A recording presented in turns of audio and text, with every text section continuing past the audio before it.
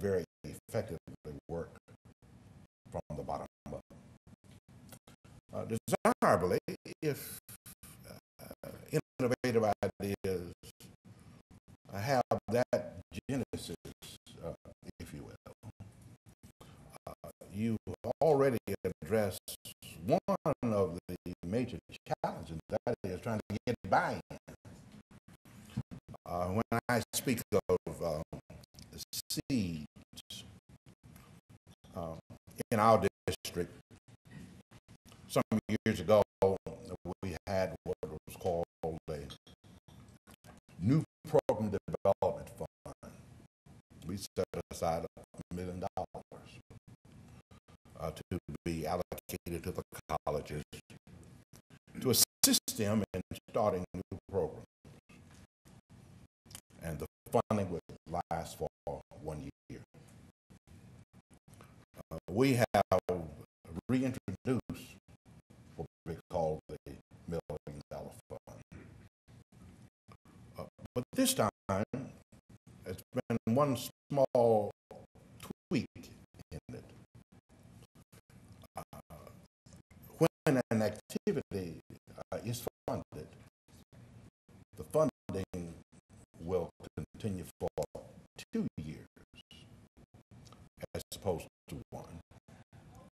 And in our case, because we have 7 colleges, we have a new proviso, and that is the funds will be provided when 2 or more institutions choose to collaborate together.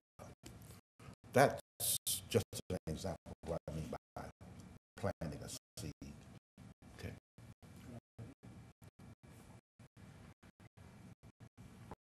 Yes, sir. Are there particular challenges facing either community colleges or higher education in general in Texas that are different from or more serious than challenges faced by similar organizations in other states? I would dare say that there is some commonality among the challenges, but I will speak specifically to a challenge that is somewhat unique to the community college sphere. We are presently, all public institutions, that is, we're presently dealing with a proposal that is floating out there that would cause the funding to be handled differently. And there's also another proposal that is floated out there because the governor, when he did restore the vetoed funds, he also put something else on the table, $100 million for incentive funding. Those funds to be applied to all elements of higher education. And he has assembled a task force headed by Kern Wildenthal to develop the proposed strategy and plan for incentive funding. I was asked to testify before his task force, and an essential piece of my testimony was, this is an arena where one size cannot fit all, and that you cannot use the traditional model that would apply to the four-year institutions to apply to community colleges for this reason. The mission of the community college is twofold: to prepare individuals to pursue, after completing the associate degree, the baccalaureate level at a four-year institution, major piece of our mission. The second part of our mission is to enable individuals to leave our halls prepared to engage in productive work in the various segments of employment. That second aspect of the mission is important for the economic growth of the state of Texas. And so I'm saying to these people, let us look at how you're going to have a unique and innovative way to fund these incentives that addresses both elements, both the production of individuals to move to the baccalaureate level, and also what we are doing to improve the economy in Texas. Also said to them, keep in mind that all of these students enrolled in public education at the freshman and sophomore levels, 70% of them are enrolled in community colleges. Therefore, one size cannot fit all. You have to look at something unique. So that's a challenge that we face in Texas. Yes. You mentioned that one of the challenges is having the right people on the bus. Yes. The faculty bus has some built-in longevity to it. I know. I am well aware of that. I know you're not talking solutions, but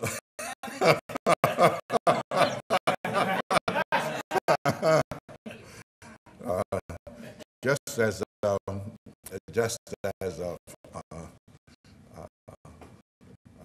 Dr. Lassiter and others have to deal with tenure, we have to deal with our version of tenure, which is something we call 3-year contracts for the faculty. Those contracts have a way of just rolling and rolling.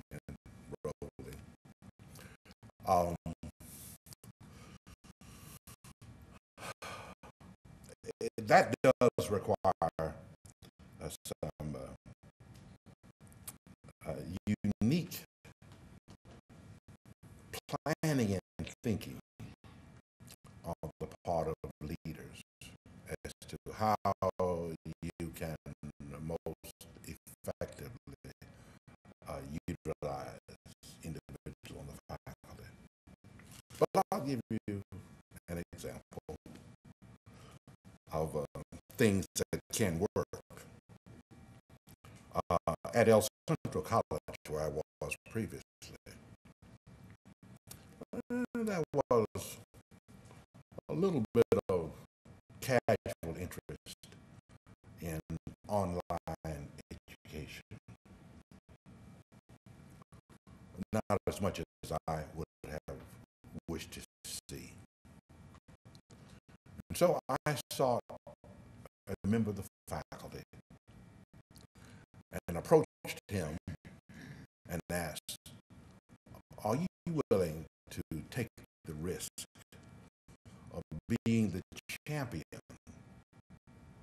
to promote online instruction in this college? by being the champion, since you are well regarded, would you be willing to engage in tutoring and training of those who need to be brought into this arena? And he said yes. Well, by naming a champion who was respected, and by the college knowing of my full support behind this, a number of what you would call recalcitrant faculty members that you would have wished to have been off the bus, but you couldn't put them off the bus because of these things that we had to deal with. They came around and they became converts. So sometimes you have to engage, as a leader, you have to engage in, I won't call those tricks, I call them strategies. Strategies to try and optimize what resources you have. I speak of all of this because this was not in my introduction. I bring a somewhat unique perspective to my work as a community college chancellor. For 21 years, I was a CFO. I worked on the financial side of the house. And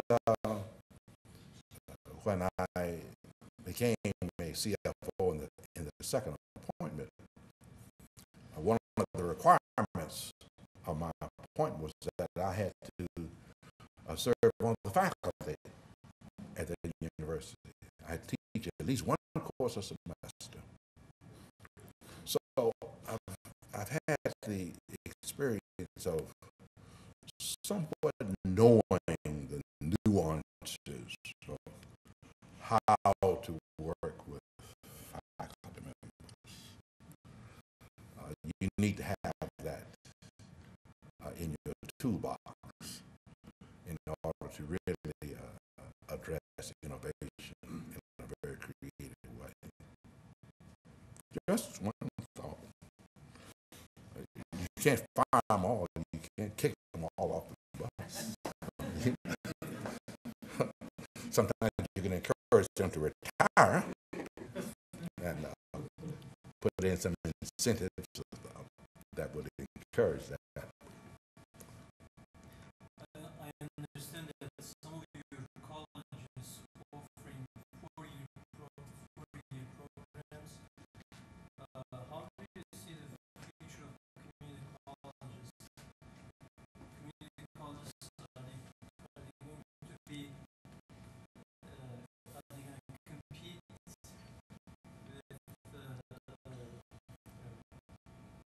four-year colleges, or?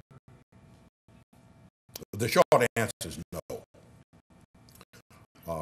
Where community colleges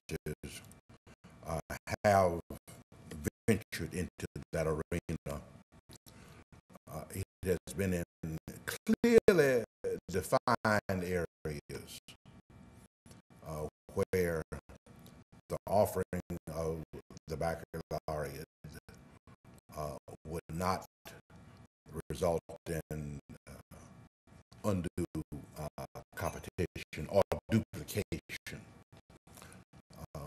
The state where that got its major start was Florida, with Miami-Dade College,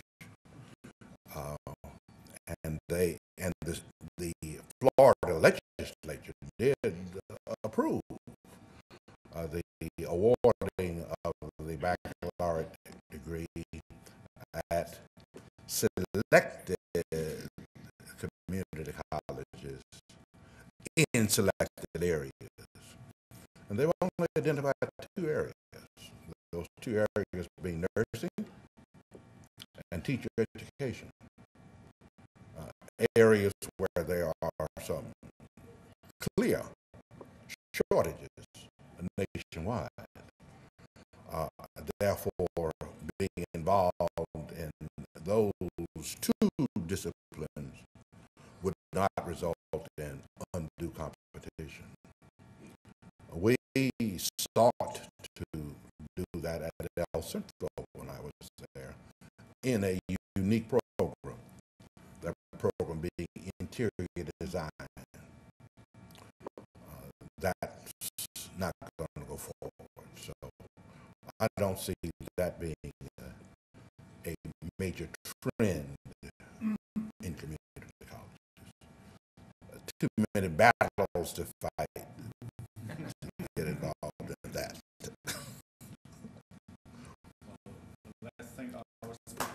Thank you.